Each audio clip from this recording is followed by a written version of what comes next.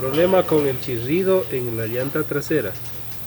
Al sacar la llanta trasera se puede observar que existe mucho polvo en la llanta trasera, y esto es lo que produce el sonido en la llanta trasera. También tenemos un problema de que está sudando